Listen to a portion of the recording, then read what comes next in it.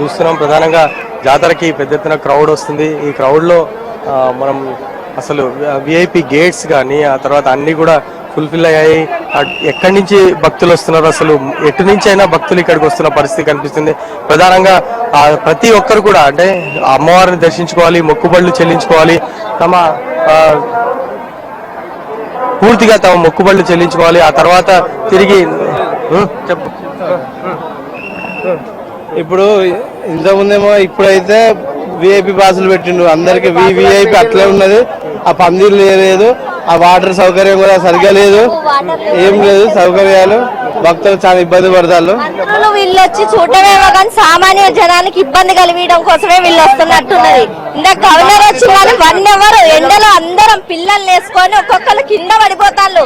రావాలి, వాళ్ళకంటూ ఓ టైం కేటాయించుకోవాలి, ఫలాన్ టైంలో దర్శనం బందని చెప్పాలి. అందరికి అనౌన్స్ చేస్తే ఎక్కడోళ్ళకి రావుతారు. వచ్చి ఎండలో అన్ని అవర్స్ నుంచోలే వాళ్ళు వచ్చి గంటలు 5 మినిట్స్ ఇలా వచ్చారా, దండం పెట్టుకున్నారా, వెళ్ళిపోయారు. సామాన్య ప్రజల కోసమే కదా వాళ్ళని ఎన్నుకున్నది.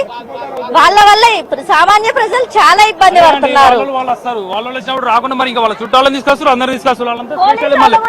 పోలీసు వాళ్ళు కూడా వాళ్ళ చుట్టాలంటే మధ్యలోకి వెళ్ళి నెట్టుకొని పోతారు. వాళ్ళందరూ పోలీసు పిల్ల ఏడుస్తుందని ప్రతిమలను కూడా దొబ్బుతున్నారు. పోలీసులు అదేనా రెస్పాన్సిబిలిటీ వాళ్ళది? దొబ్బేస్తున్నారు. ఓపెన్ హార్ట్ సర్జరీ పేషెంట్ ఉంది అని కన్విన్స్ చేసినా కూడా దొబ్బేశారు. ఇట్లా ఒకవేళ పేషెంట్ కి గానీ పాపకి గానీ ఏమన్నా అయితే ఎట్లుంటది? దొబ్బేశారు. ఆమె చెయ్యి ఇరికింది గేట్ లో, తన చెయ్యి ఇరికింది. సిస్టమ్ లేదు ఇక్కడ. పెట్టిన వాళ్ళు కరెక్ట్ గా పెట్టాలి. పాప ఎంతసేపటి నుంచి ఏడుస్తుంది.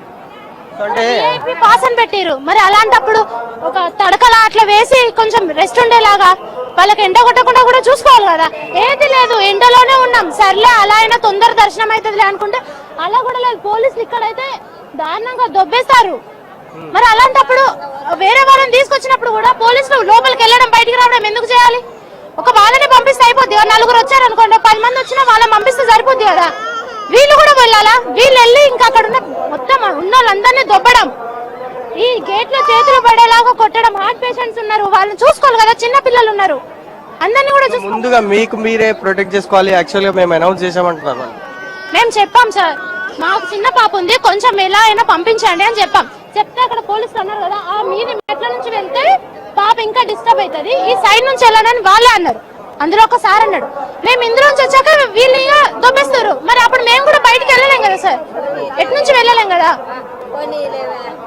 సో మనం చూస్తున్నాం ఇక్కడ పెద్ద ఎత్తున భక్తులు పూర్తిగా ఇబ్బందులు పడుతున్న పరిస్థితి కనిపిస్తుంది. ఒకవైపు ఫుల్ గా క్రౌడ్ ఉంది, అసలు లోపలికి వెళ్లే పరిస్థితి లేదు. అన్ని గేట్స్ నుంచి పెద్ద ఎత్తున క్రౌడ్స్ వస్తున్న పరిస్థితి. ప్రధానంగా ఇటువంటి సిచ్యువేషన్ ప్రతి జాతరలో 3